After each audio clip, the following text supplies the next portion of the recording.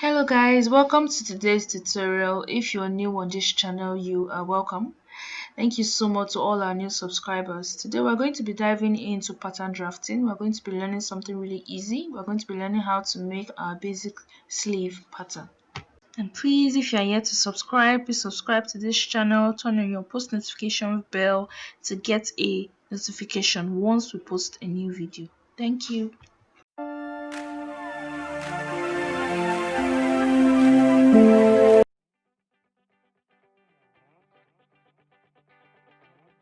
So to the measurement we will be using, the armhole circumference is 17 inches, the length of our sleeve is 10 inches, while the sleeve length circumference is 12 inches and the fullest part of the round arm is 12.5 inches. From these measurements that we've taken, we're going to use it to get our cap height and our bicep width. And the calculation that we're going to use is for our cap height, we're just going to add the fullest part of our round arm plus 2 inches and divide it by 4. As well as the bicep width, we're going to add our fullest part of our round arm plus 2 inches. The 2 inches is just ease, and we're going to divide it by 2. So what we're going to be doing now is that we're going to be folding our paper into two, our white paper into two. Whatever works for you, please go ahead and use it. I'm just using a white cardboard for my sleeve pattern. And we have already gotten our measurement for our cap height. Our measurement for our cap height is 358. Please, if you do not understand that means you do not know how to read your tape measure accurately, which is very important if you want to dive into pattern drafting.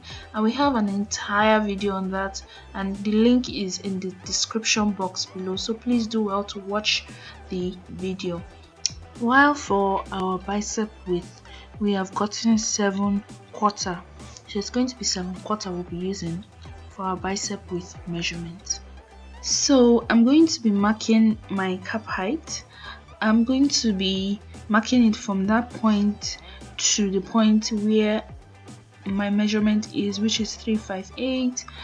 I'm going to be using this red pen. I'm meant to be using a pencil, but I'm using this red pen to make it as visible as possible. I hope it is. Please, when you're drawing yours, try to use your pencil so that you could erase it if you make a mistake. So we'll just be drawing a straight line all the way down to the edge of the paper. So we've gotten our cap height and we've drawn a straight line. So on this line, we're going to be marking our bicep width, which we've already calculated as 7/4. So we're going to take our measuring tape now and just measure 7/4 and mark it. So we're going to now take our ruler, and then we're going to connect that point which we've marked 7/4 to the edge, that is the edge of the paper, all the way down.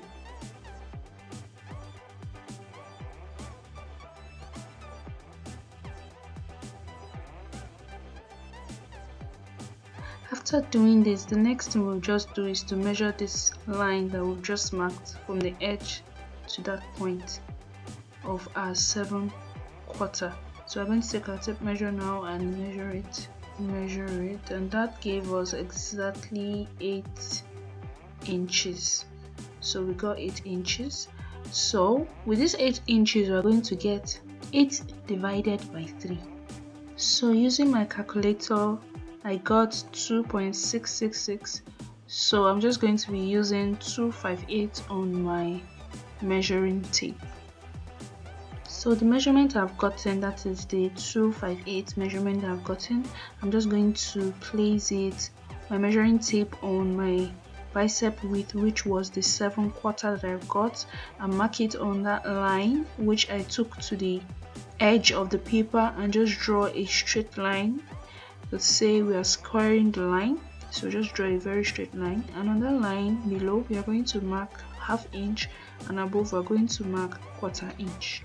Please note that the point that we are marking the half is for the frontal part of our basic sleeve pattern, while the point we are marking the 1/4 is for the back part of our basic sleeve pattern.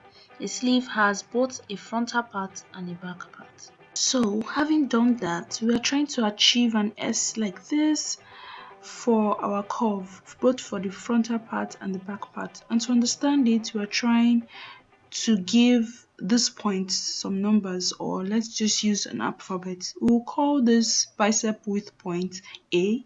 We'll call our half point B, as well as the line we've drawn, we're going to call it C. So now we are going to connect for our frontal part A, B, and C. That is our bicep width, the half point that we've marked, and it's going to touch the line, which is the C for our frontal part. So we're going to go to our back part. It's going to touch A, and the quarter point that we've marked, we'll call it D. So it's going to be touching A and D, just A and D for the back part.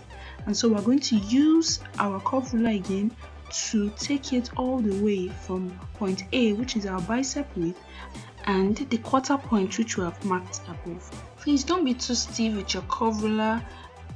Use your curve ruler in a way that all the points meet. For my back part, it went below line C, but that doesn't matter as long as all the points meet.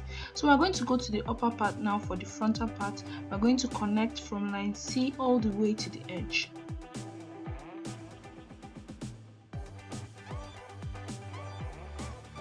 So for the back part, we'll be doing same.